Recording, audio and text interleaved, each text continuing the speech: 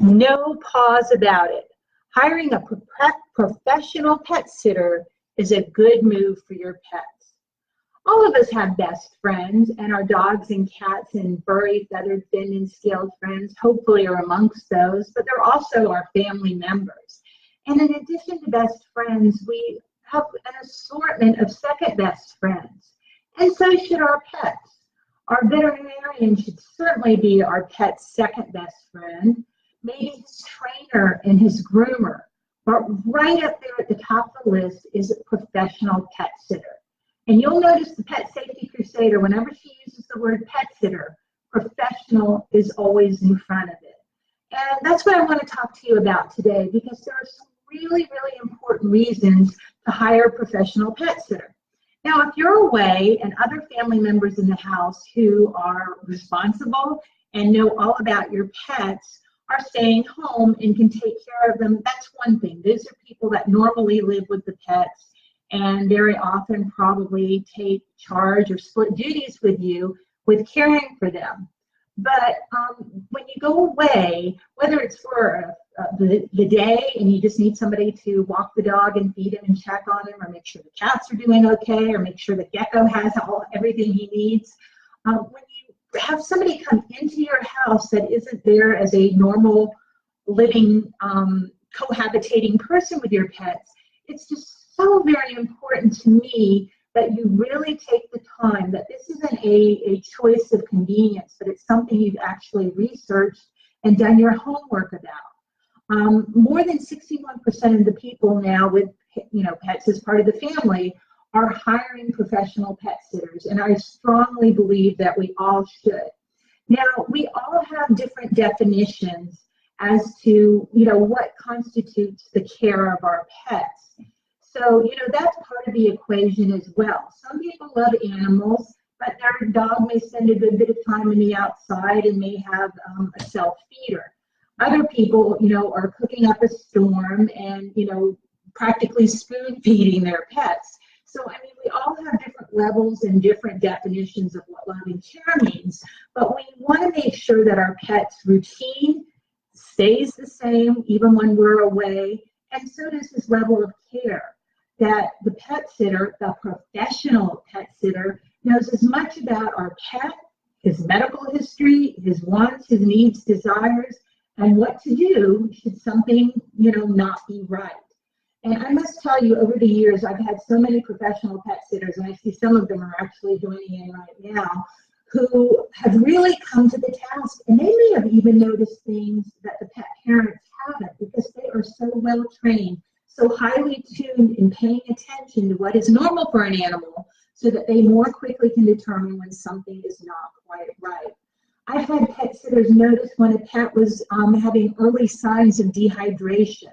I've had pet sitters notice changes in gait and, lumps or bumps, and encourage the pet parent to get the dog to the vet and found out it was cancer, but it was caught early.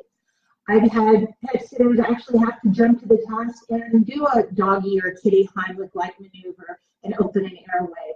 I've had pet sitters, professional pet sitters, actually have to perform CPR and save the life of an animal.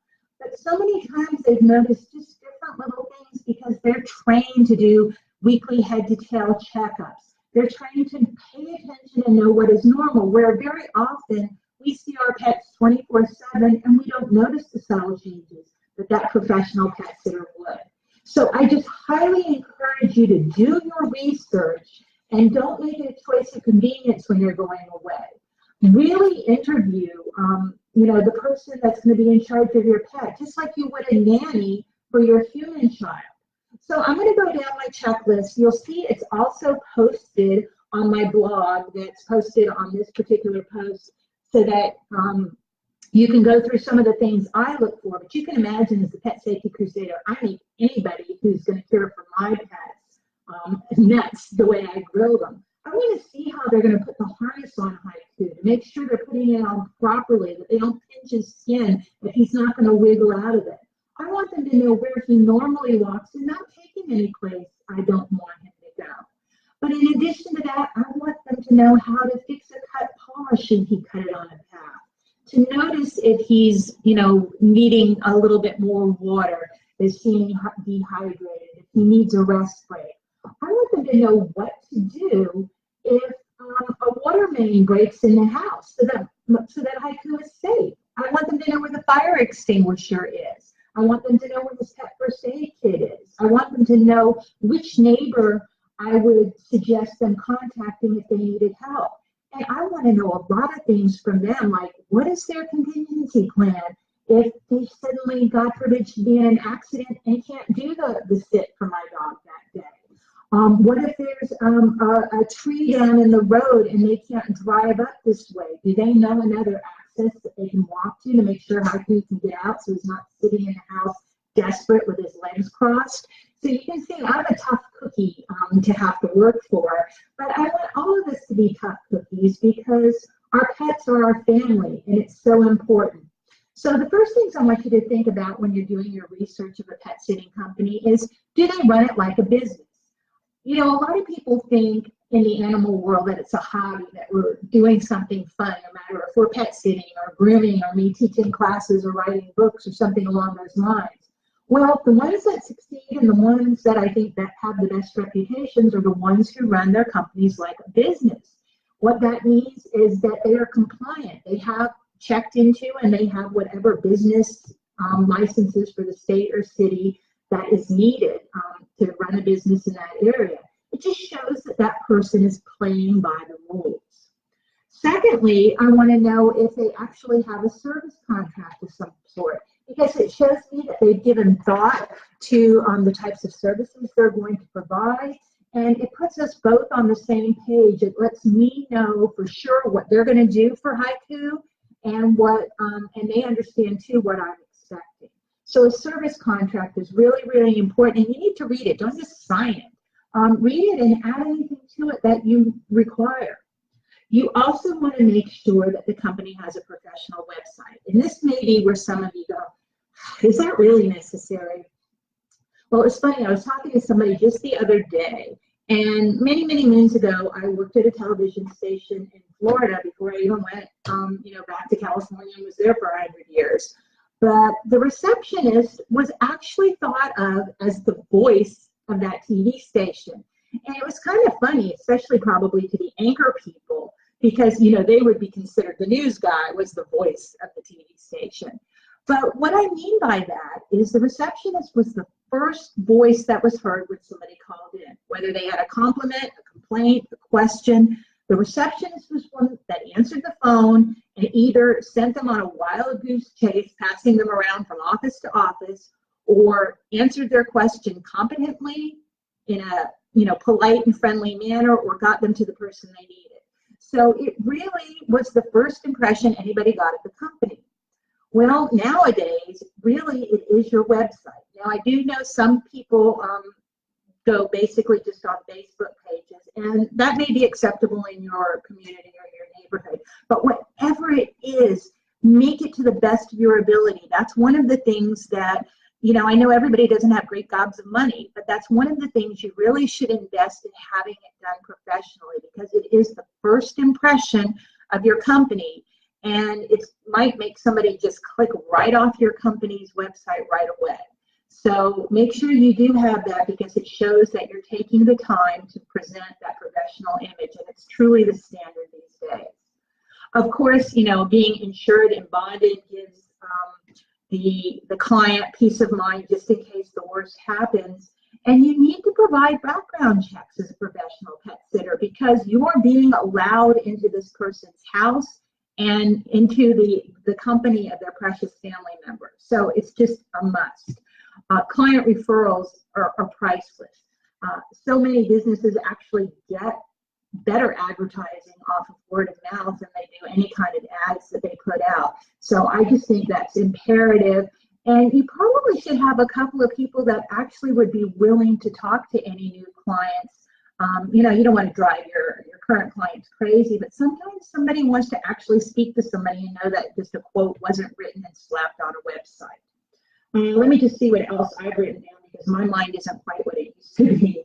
But obviously, if somebody contacts or I should say it from this end, if you're contacting a professional pet sitter, you want to get that reply quickly and courteously, just like I was talking about with the phone, whether it be via email, text, or the actual phone call.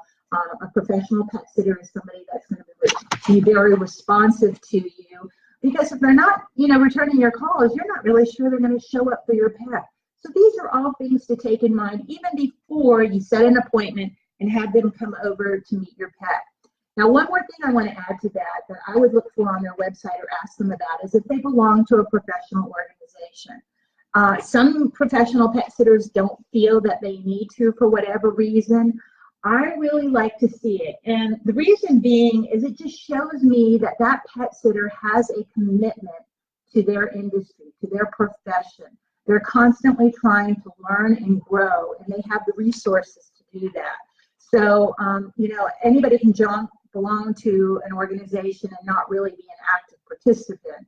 But if they at least belong, they have access to the resources and hopefully are taking on the trainings, staying up with the current latest news. And it just also gives them other connections, which I'll mention later on, that I think are important. Now, I also think they should have some certifications and training. And you know what's going to be at the top of the Pet Safety Crusaders list?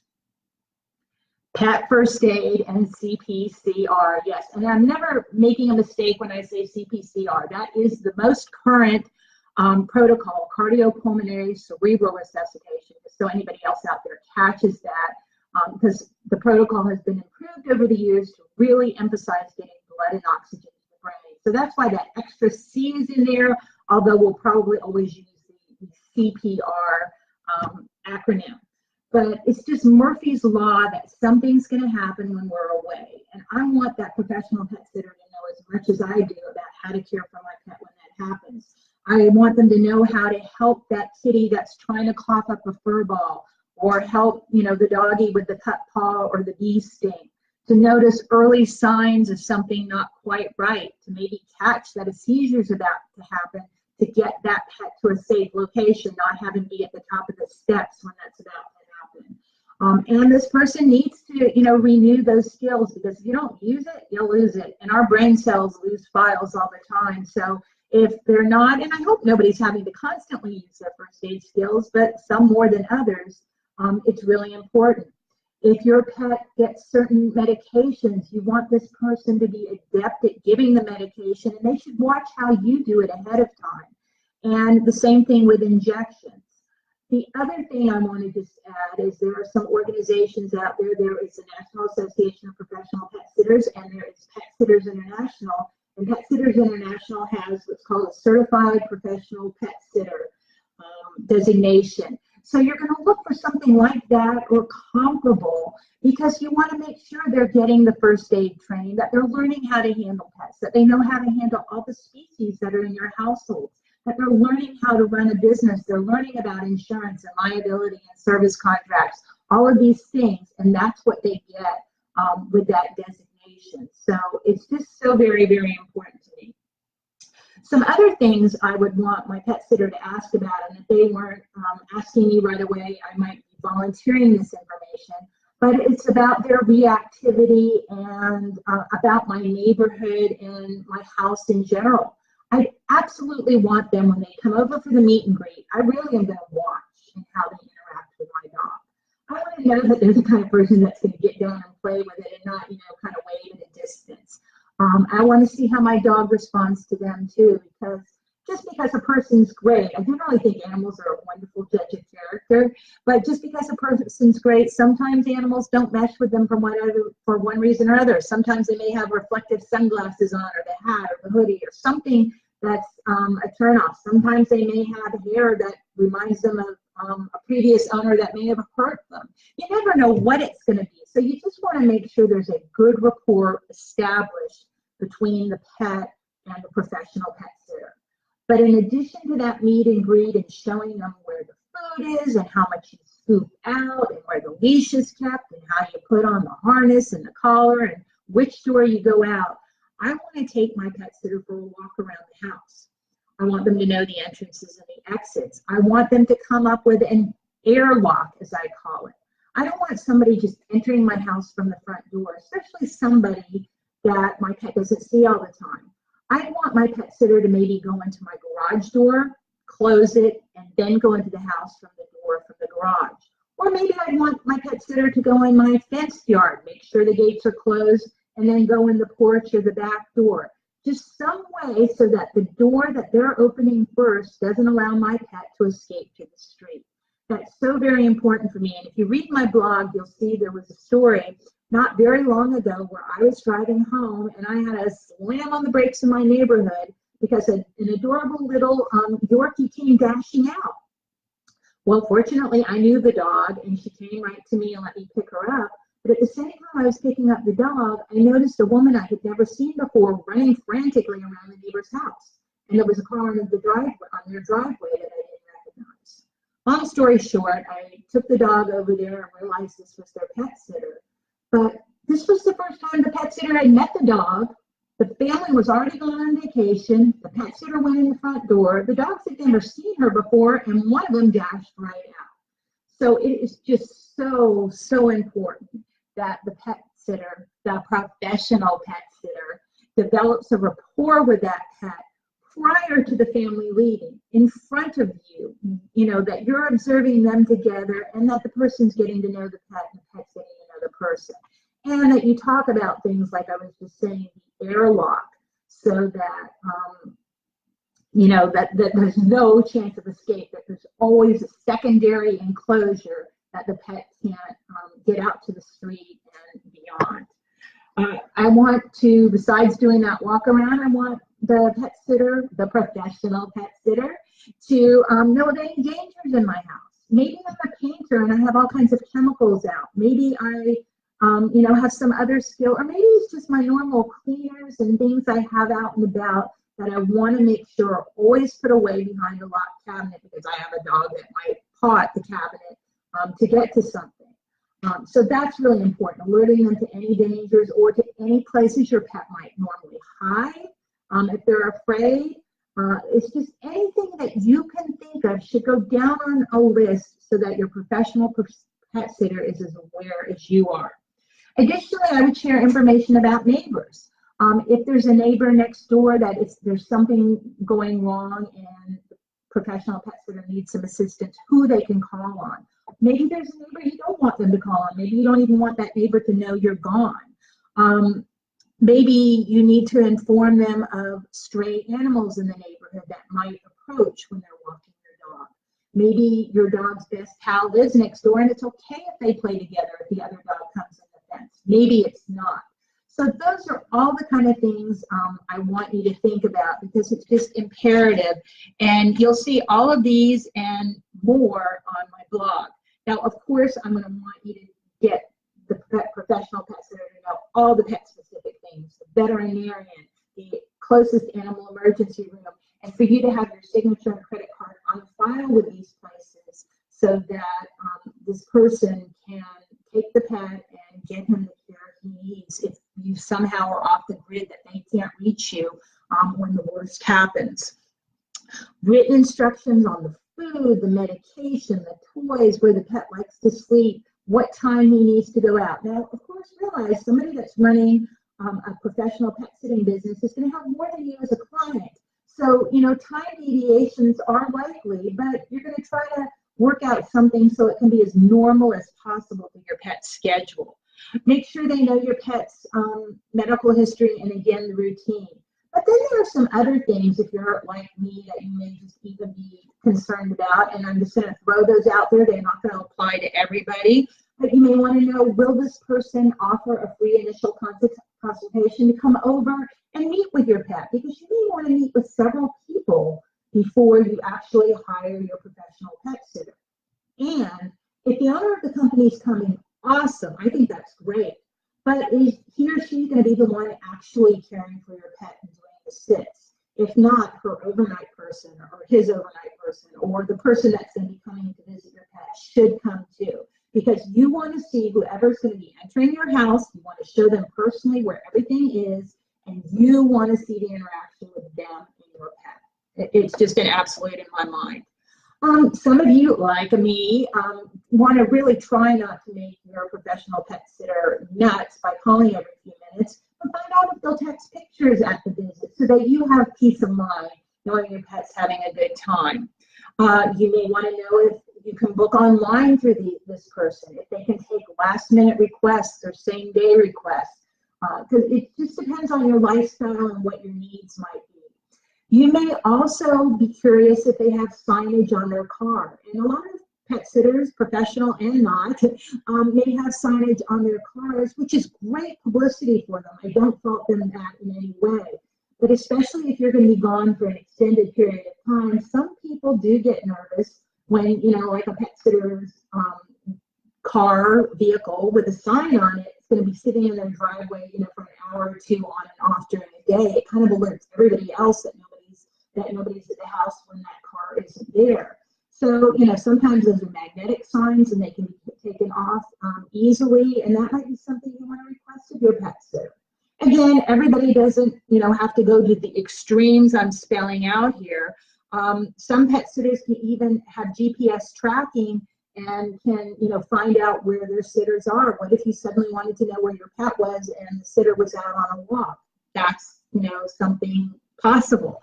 Everybody, again, now, like I said, these last few minutes, I've been going into some of the, I don't want to even say stranger, but just more detailed requests. But I just want you to think of everything that's going to fit your needs, because we all need to have peace of mind when we're away from our furry, feathered, finned, or scaled family members that we love and adore, and we just want to know that they're in the best of care.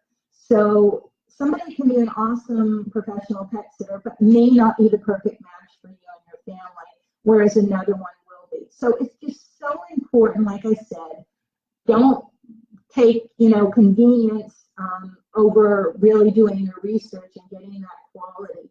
Take your time, research long before you need it, find out these things about their business, their contingency plans, their knowledge, their training, and their pet. Make sure they know all of the specifics about your pet. It'll just make it a lot more peaceful for you, and when you're peaceful and less stressed, so will your pet. So, like I said, it's a whole lot to think about, but your furry family member only deserves the best. So I'm just going to keep 10 fingers, 4 paws, 2 wings or fins, and a whole lot of scales up for professional pet sitters, because professional pet sitters are truly our pet's lifeline when we can't be, and they are a trusted second best friend to our pets, and they should be to us too. So again, my kudos to all of you who do this, that give us peace of mind so that we can get away for work or play and know that our pets are in the best of hands. I hope I've given you a lot to think about. I'm sure I have. And I hope you will all consider a professional pet sitter, because although it's great to give the kid down the street a little responsibility and maybe a little summer spending money, you're talking about your family member.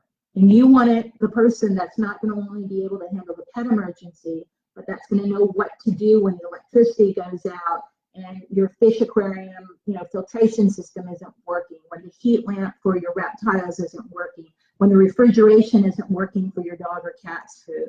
So just really keep that in mind and hire only the best for your best friend.